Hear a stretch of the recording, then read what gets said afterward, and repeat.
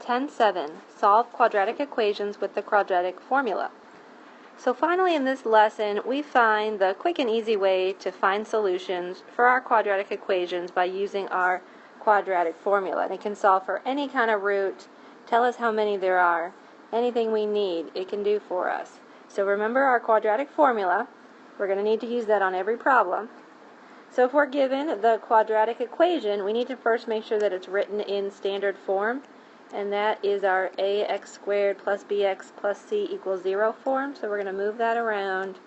2x squared plus 8x minus 5 equals 0. And then let's jot down our quadratic formula here, plus or minus b squared minus 4ac over 2a. And we're going to start plugging stuff in, right? We'll identify our variables. That's our a, that's our, that's a b, and our c right here, negative 5. So we just need to put everything in its correct place. So x equals negative b, so I've got negative 8 plus or minus 8 squared minus 4 times 2 times negative 5 all over 2 times 2. Then we just start simplifying. Can't do anything outside until I figure out my radical here. So inside my radical I'm going to have 64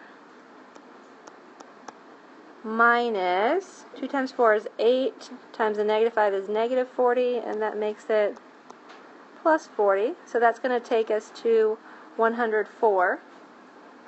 So we've got negative 8 plus or minus the square root of 104 all over 4. Now let's keep simplifying our radical till we have it completely simplified down. We need to think of any perfect squares that would be in 104.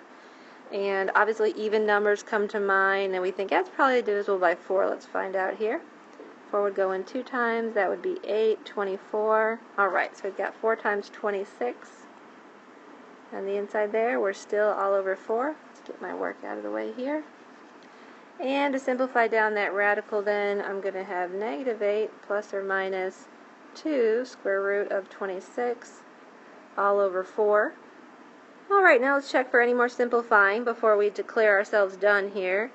I still have all of these that are divisible by 2, so let's go ahead and divide everything by 2, which gives me negative 4 plus or minus the square root of 26 over 2. Now I can go ahead and separate it out into my plus and minus. X equals negative 4 plus the square root of 26 over 2 and negative 4 minus the square root of 26 over 2.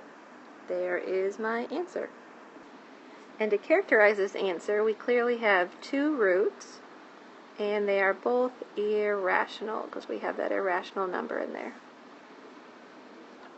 Alright, so now you see that using our quadratic formula is really quite quick and easy to get the solutions to these equations.